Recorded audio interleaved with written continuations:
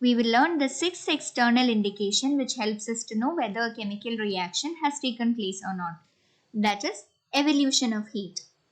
In some chemical reactions, energy is absorbed or released during the process. So in those chemical reactions, when there is energy release in the form of heat, such reactions are called exothermic reactions. In those chemical reactions where there is heat energy absorbed, such reactions are called endothermic reactions. So when heat is evolved during the process, we call that as exothermic reaction. We will now learn few examples of exothermic reaction. Reaction of calcium oxide with water.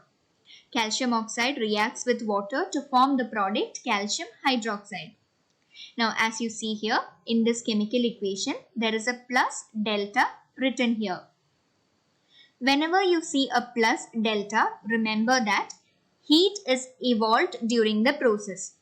Or in other words, it simply means that this is an exothermic reaction. Let us take another example.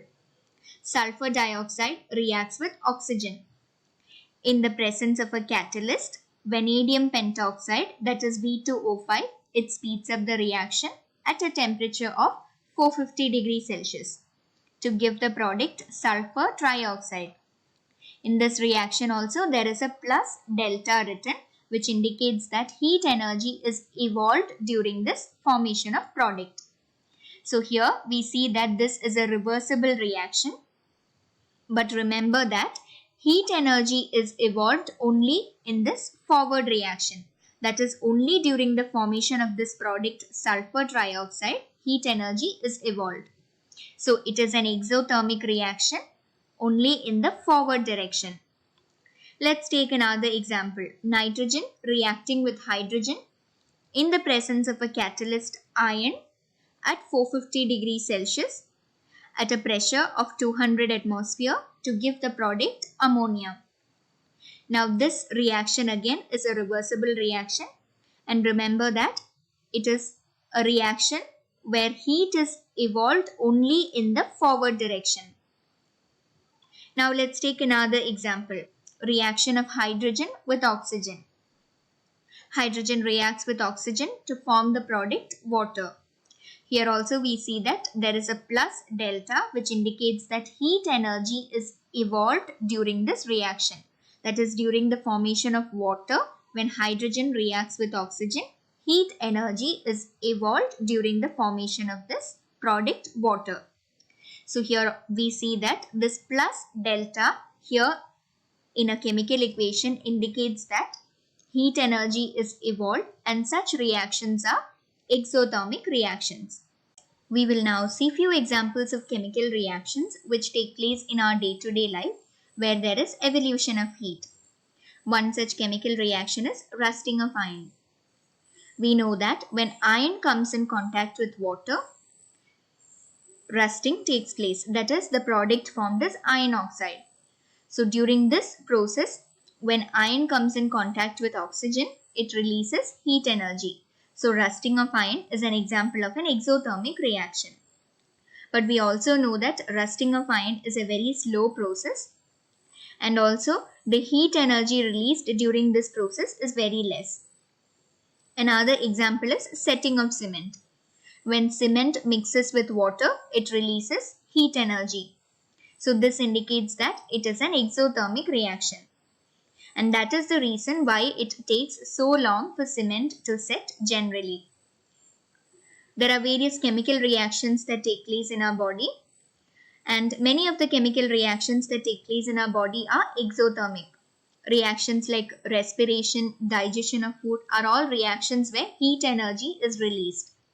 So these reactions are examples of exothermic reactions. Same like that, burning of fuels and bursting of crackers are other examples where heat is evolved during the process.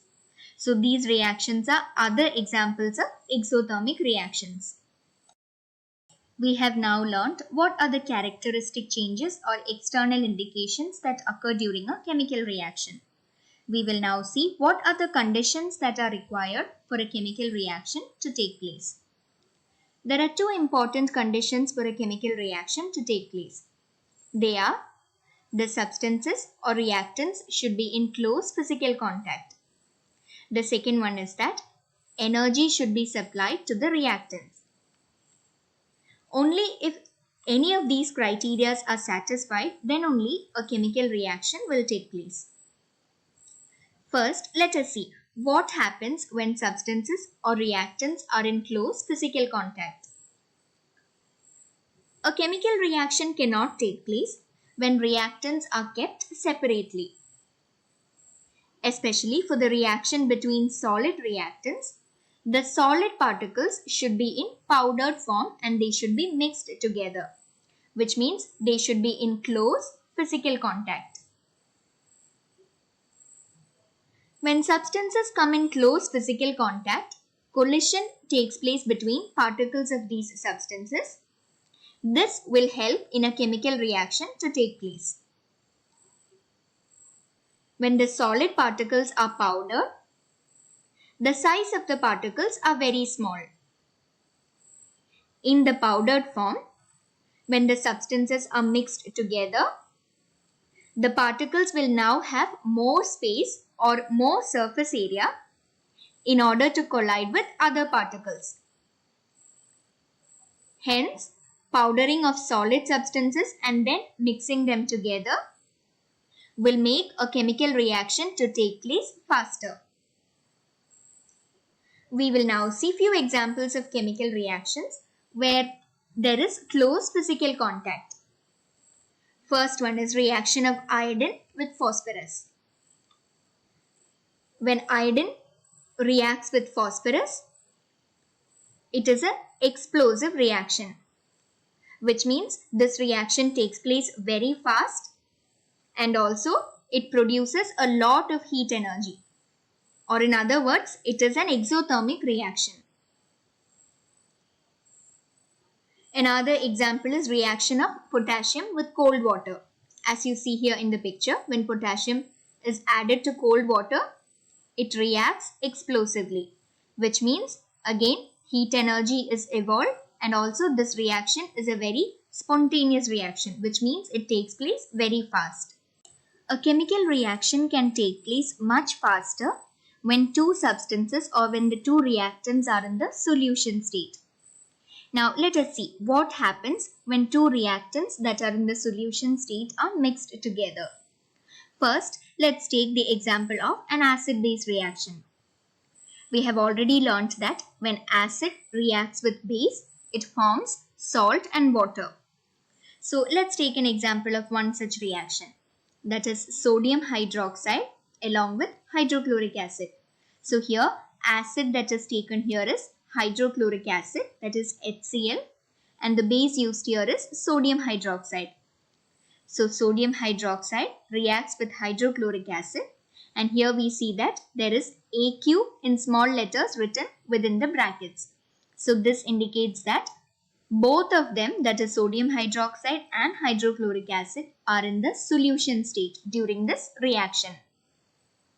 So the solutions of sodium hydroxide, when it reacts with hydrochloric acid, it gives us the product salt and water. So the salt formed here during the reaction is sodium chloride along with water, that is H2O. Now let us take another example of a reaction where two solutions are in contact with each other. We have already learnt that during precipitation reaction, two solutions are in close contact with each other. We have also learnt what happens when silver nitrate reacts with hydrochloric acid. We have learned that when silver nitrate reacts with hydrochloric acid, the products formed are silver chloride, that is the precipitate, and along with that the product formed is nitric acid. Now let us see what happens when sodium chloride reacts with silver nitrate. Here also we see that both sodium chloride and silver nitrate are in the solution state. So as you see here in the picture, when a solution of silver nitrate is added to a solution of sodium chloride, immediately there is a formation of precipitate. This milky white precipitate that is formed here during the reaction is nothing but silver chloride. So here, when sodium chloride reacts with silver nitrate, the products formed are silver chloride along with the formation of sodium nitrite, that is NaNO3.